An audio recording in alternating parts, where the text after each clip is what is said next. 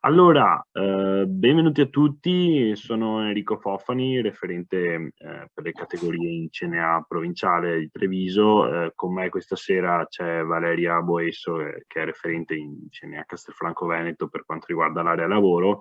E benvenuti a questa serata sulla congruità dei cantieri, questo approfondimento su questa nuova misura che interesserà tutto il comparto casa sostanzialmente. Già interessa, nel senso che questa nuova misura è in vigore a tutti gli effetti dal 1° novembre di quest'anno, ecco, del 2021. Prima di cominciare un attimo con la parte introduttiva e poi con i vari interventi, vi do due indicazioni di procedura. Intervengo un attimo io, dopodiché lascio la parola a Valeria.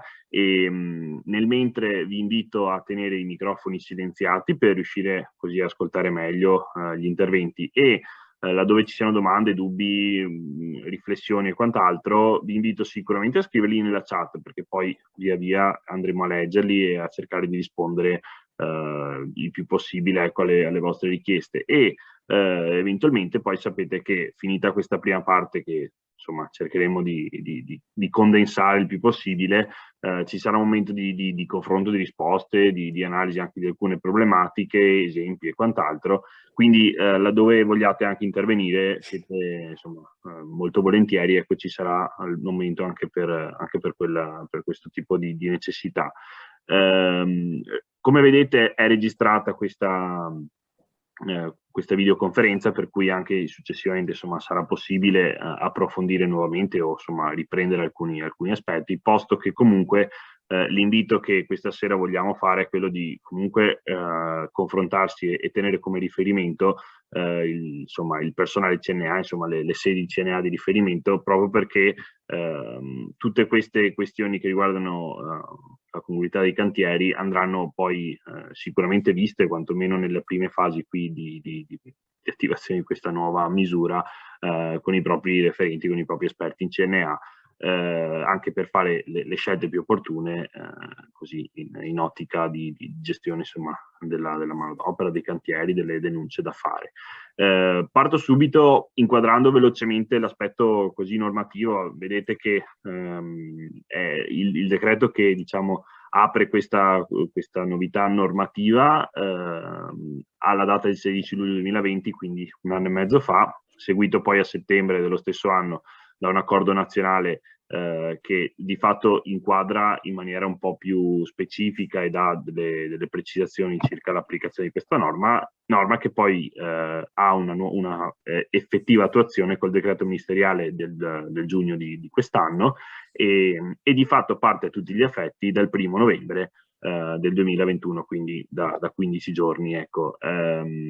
Questa legge si inquadra in una necessità da parte dello Stato soprattutto di sicuramente combattere il lavoro irregolare in ambito edile, in ambito insomma per quello che riguarda il settore delle costruzioni, ma non solo il punto del lavoro irregolari, ma anche insomma le non corrette o le difformi applicazioni della contrattualistica per quanto riguarda l'area lavoro, facendo come riferimento i contratti collettivi del settore edile, e anche in ragione, chiaramente, non sarà sfuggito dell'importante sforzo dal punto di vista statale quanto ai bonus fiscali e alle misure di incentivo per gli interventi in edilizia, che quindi giustificano una maggiore attenzione, ecco, nel senso che chiaramente il legislatore vede in generale nel settore delle costruzioni una possibilità anche di situazioni insomma di irregolarità, proprio anche incentivate da queste nuove misure fiscali che favoriscono insomma il sorgere di nuovi cantieri, di nuovi lavori.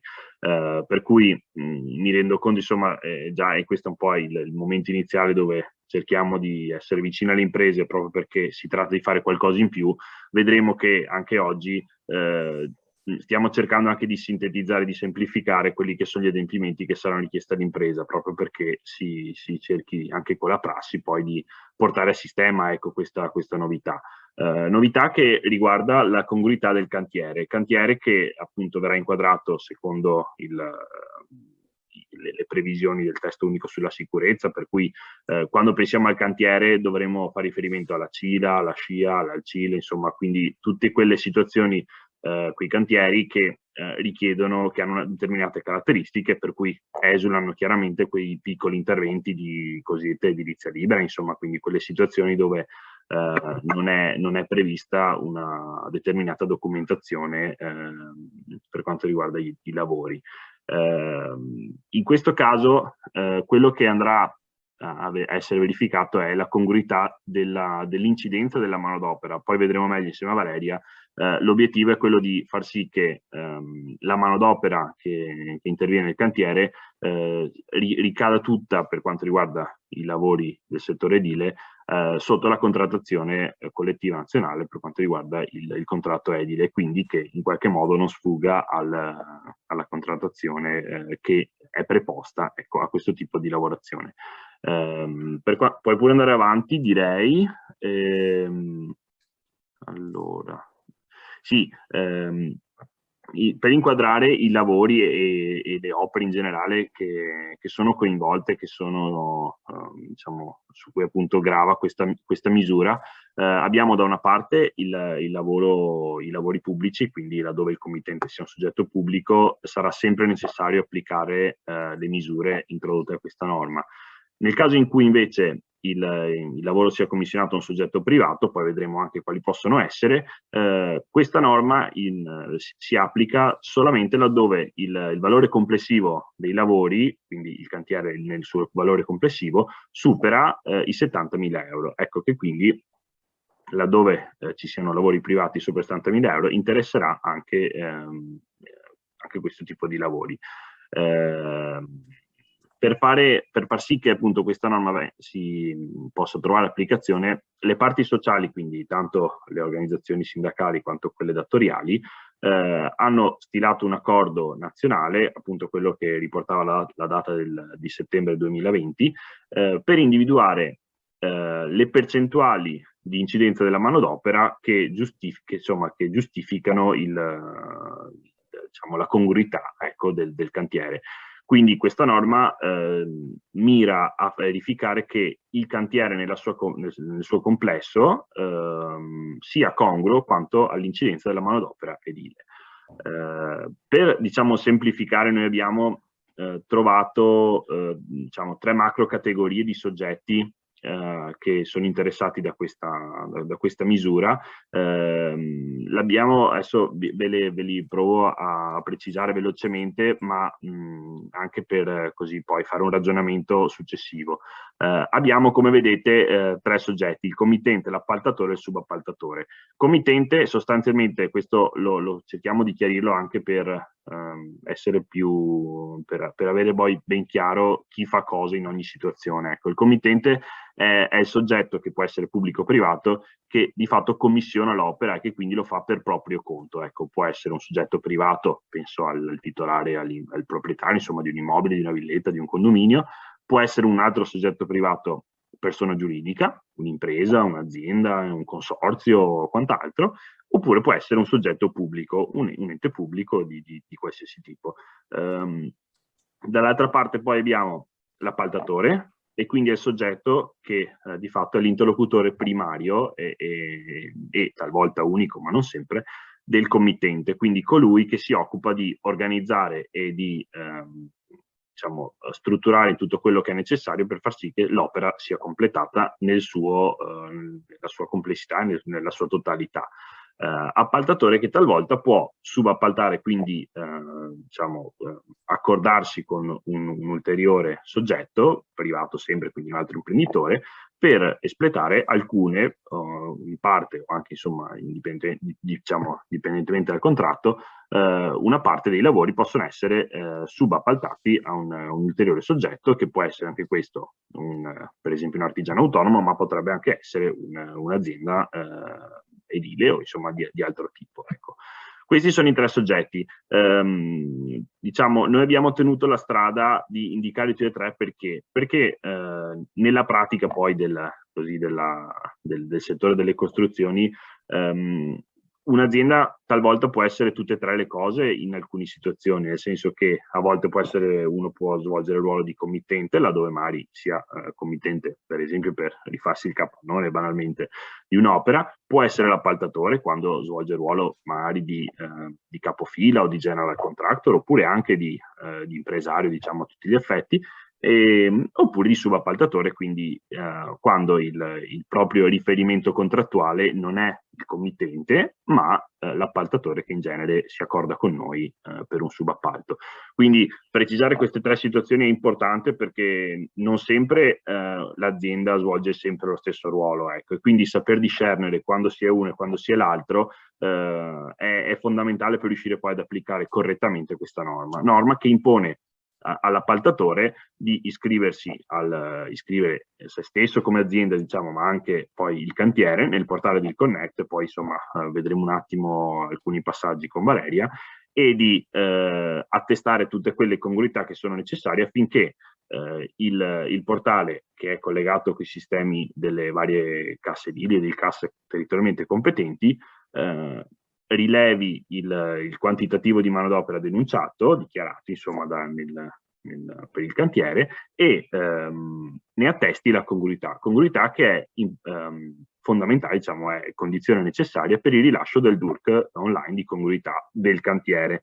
Quindi vediamo che la sanzione, diciamo, la conseguenza sanzionatoria non solo unica ma anche rilevante è quella dell'impossibilità di ricevere il DURC online per quanto riguarda la congruità del cantiere, e che quindi, a seconda del soggetto poi che avremo, diventa una condizione, diciamo, ostativa per quanto riguarda il pagamento, ecco, del corrispettivo dovuto per quanto riguarda l'opera. Quindi capite bene che sarà necessario in ogni tipo di cantiere che rientri nelle condizioni, quindi o soggetto pubblico o laddove privato sopra i 70.000 euro, sarà fondamentale riuscire a capire quali siano gli adempimenti necessari, proprio per non dover rischiare, ecco, di essere sprovvisti di quel DURC che potrebbe impedirci, ecco, di portare a compimento il nostro rapporto contrattuale con il nostro committente o con il nostro appaltatore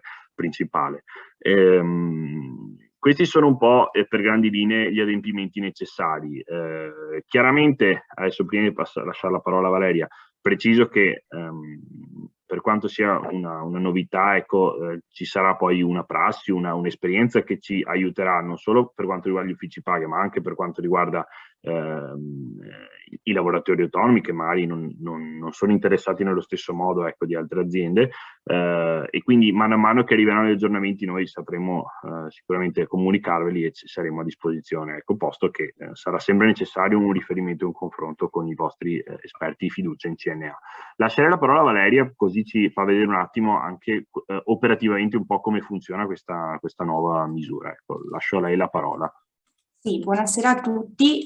Come Enrico vi ha già illustrato cos'è la congruità. Io volevo andare un attimo a specificare come viene verificata la congruità. Allora, innanzitutto la congruità viene verificata solamente sugli importi dei lavori edili e viene in relazione appunto a degli indici di congruità. Gli indici sono predisposti dalla normativa in relazione a delle categorie specifiche di lavorazioni che sono delle macro categorie di lavorazioni edili sulle quali viene percentualizzata la manodopera appunto del settore edile. Io volevo farvi vedere operativamente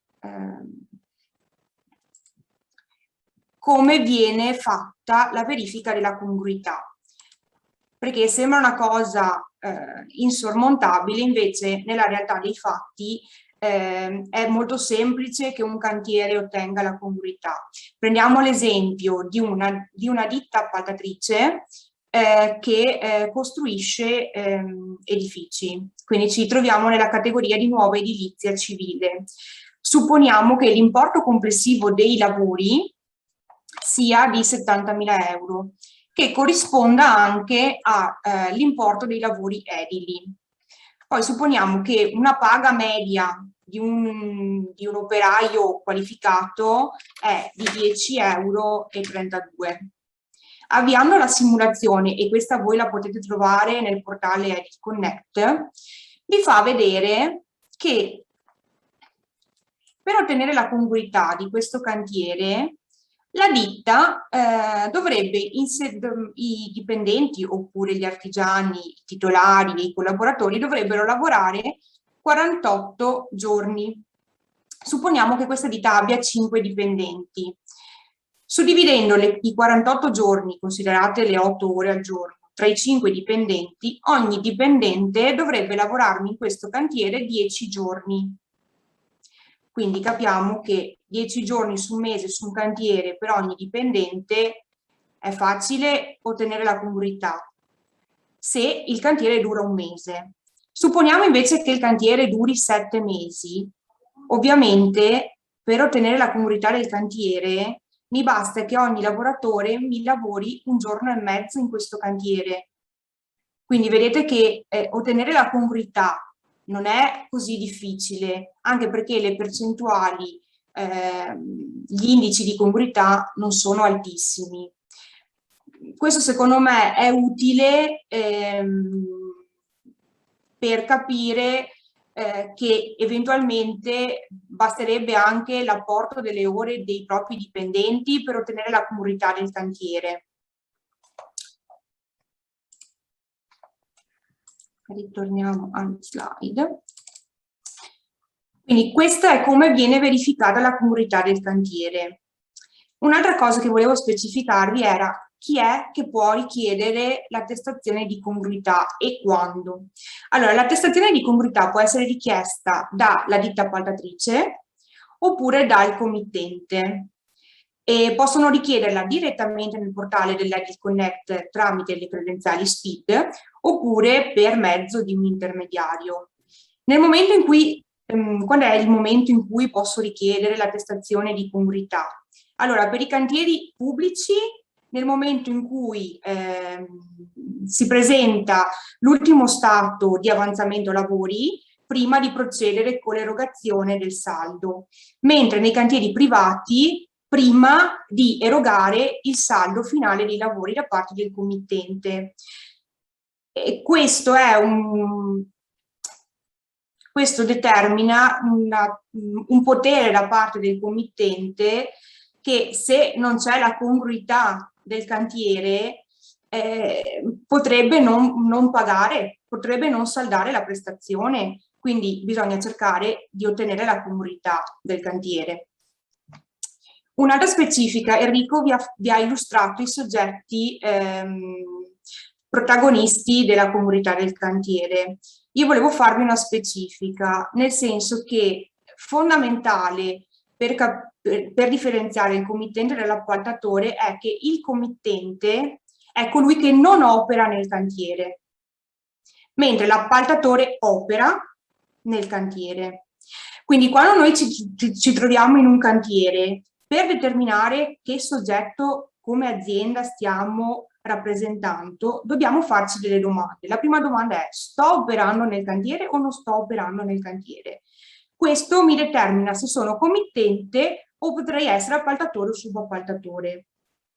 Poi la seconda domanda da farsi è: ho un contatto diretto col committente? Se io rispondo non ho, opero nel cantiere, quindi non sono committente, la seconda domanda da porsi è: ho un contatto diretto col committente o non ho un contatto diretto col committente?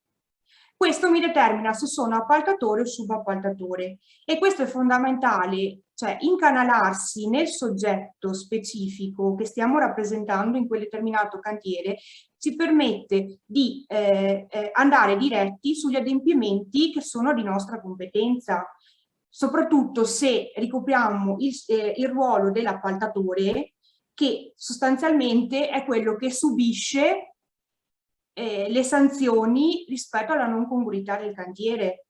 Perché se io sono appaltatore, ho l'onere di aprire il cantiere nell'Edit Connect. Quindi registrandomi nel portale devo aprire il cantiere, aprendo il cantiere devo inserire il committente, inserire i dati del cantiere, e se ho subappaltato una parte delle lavorazioni devo anche indicare i subappaltatori. I subappaltatori concorrono con me a ottenere la congruità del cantiere, però non subiscono nessuna sanzione, perché l'unico che subisce la sanzione della non congruità del cantiere è l'appaltatore, che se non risulta congruo il cantiere che io ho aperto come appaltatore, non ottengo il DURC regolare. Quindi qui bisogna proprio stare attenti per ogni cantiere, capire bene che soggetto io sto interpretando, e con quello, avendo l'identificazione del soggetto, so quali sono gli adempimenti che devo operare. Anche perché appunto per la verifica della congruità bisogna che siano inserite le ore di lavoro di tutte le tipologie contrattuali, quindi parliamo di dipendenti, parliamo di titolari artigiani, parliamo dei propri collaboratori familiari e parliamo anche di lavoratori autonomi. Quindi tutti con le proprie ore lavorate concorrono alla congruità dei cantieri. Quindi bisogna appunto fare attenzione nel cantiere come stiamo operando, che soggetto sono in questo determinato cantiere, perché come diceva Enrico prima, io azienda potrei in diversi cantieri operare come committente, potrei operare come appaltatore o potrei operare come subappaltatore. Importante è l'iscrizione ad Edit Connect, perché a parte per gli appaltatori che devono iscriversi per poi aprire il cantiere, ma anche i subappaltatori, se non sono iscritti nel portale, se un appaltatore lo inserisce nel cantiere come subappaltatore, il subappaltatore non ha nessuna comunicazione che è stato inserito come subappaltatore di un determinato cantiere. Nel momento in cui ci iscriviamo nel portale, qualora fossimo inseriti come subappaltatori di un cantiere, ci arriverebbe la comunicazione sulle mail o sulla PEC che abbiamo indicato nel momento della registrazione. E questo è importante perché comunque se io sono un subappaltatore e non inserisco le ore determinate per la lavorazione della mia parte, potrei non far ottenere la congruità all'appaltatore. Poi è vero che le sanzioni ce le ha solo l'appaltatore, però io dopo sfido l'appaltatore a non farvi qualche rivalsa, cioè, quindi bisogna stare attenti. Ovviamente anche l'appaltatore deve avere un aiuto dal committente, perché è il committente che ha i dati principali del cantiere e deve comunicarli all'appaltatore, che ovviamente ha l'onere di aprire il cantiere. Il cantiere può essere aperto non solamente dalle ditte edili, ma anche dalle ditte di impiantisti, perché se l'appalto di un cantiere viene preso da un elettricista o da un idraulico, lui è l'appaltatore, quindi ha l'onere di aprire il cantiere nel portale. Quindi l'iscrizione non è solamente per le ditte edili, ma potrebbe essere che il cantiere venga aperto da un elettricista o da un idraulico e voi come ditte edili siate inseriti come subappaltatori. Ovviamente poi la congruità del cantiere è relativa solo alla parte delle vostre lavorazioni come ditte edili. La registrazione è molto semplice, non ci sono tanti dati da inserire, nel senso che vi chiedono codice fiscale, partita IVA, l'indirizzo della sede legale, un indirizzo PEC o email e vi chiedono di abbinarvi alla cassa edile di competenza, quindi all'edil cassa o alla cassa edile della provincia, e se siete ditte edili. Se non siete ditte edili non dovete collegarvi a nessuna cassa. E poi la registrazione del cantiere, anche lì non vi chiedono dati che voi non avete. Ovviamente per le prime volte, per le prime registrazioni ci si può sentire, comunque ogni mandamento è a disposizione per seguirvi, per aiutarvi, nell'inserimento dei primi cantieri. Allora, bene Valeria, io prima di rispondere vedo già alcune domande che però magari finiamo un attimo di introdurre alcune cose per fare anche un po' più di chiarezza, così via via magari si riesce così a dare risposta anche man mano.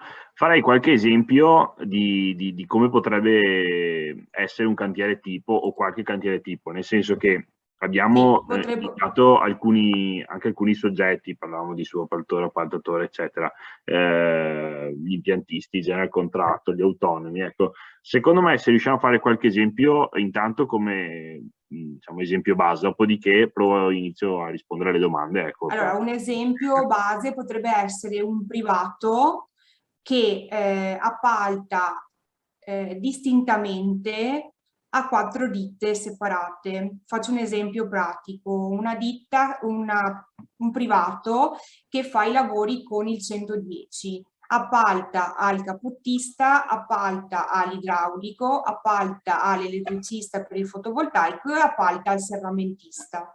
In quel caso lì il cantiere supera i 70.000 euro, facciamo un esempio 100.000 euro. Lì è un cantiere che subisce la congruità, perché l'importo complessivo dei lavori supera i 70.000 euro essendo un cantiere privato. Ovviamente noi lì ci troviamo in una situazione di avere 4 appalti diversi. Quindi tutti e 4 devono aprire per la propria parte il cantiere nel portale Edil Connect. L'unico che però concorrerà alla congruità sarà il capottista con il proprio importo dei lavori edili, essendo l'unica ditta nel settore.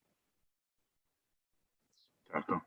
E quindi diciamo... Però sono 4 appaltatori diversi, quindi esatto. l'unico che subirà la congruità sarà il capottista. Esatto, quindi qua abbiamo un committente unico, che è il soggetto che di fatto ci commissiona il lavoro. Però poi, non essendo nessuno degli altri soggetti legato insieme agli altri, quindi sono 4 appaltatori diversi. Esattamente, quindi abbiamo un contratto di appalto per ogni singolo soggetto che interviene. In questo caso la congruità del cantiere dipende da uno di questi appalti, in questo caso è quello che riguarda il comparto edile, insomma. Esatto. Un altro esempio potrebbe essere sempre un committente privato che affida il lavoro a un elettricista, quindi a un impiantista, per i pannelli fotovoltaici. L'impiantista subappalta la lavorazione della caldaia e la lavorazione della vasca sul tetto per i pannelli fotovoltaici a una ditta edile. In quel caso l'appaltatore è l'impiantista, quindi l'elettricista, perché è lui che ha il lavoro, è lui che è stato commissionato il lavoro direttamente dal committente, quindi l'onere di aprire il cantiere nel portale ce l'ha l'elettricista, che dovrà inserire come subappaltatori l'idraulico e la ditta di costruzioni che farà la vasca per i fotovoltaici. In quel caso lì le conseguenze ce le ha l'elettricista, perché è lui l'appaltatore, e ai fini della congruità varranno solo gli importi della ditta edile. Quindi la congruità, il calcolo della verifica della congruità verrà fatta solamente sugli importi della ditta edile. Ok, allora... In questo caso vediamo che l'appaltatore non è una ditta edile, però è comunque quello che ha l'onere di aprire il cantiere nel portale. Esatto, io su questa mi allaccio, visto che ce l'avevo, cioè è la prima domanda venuta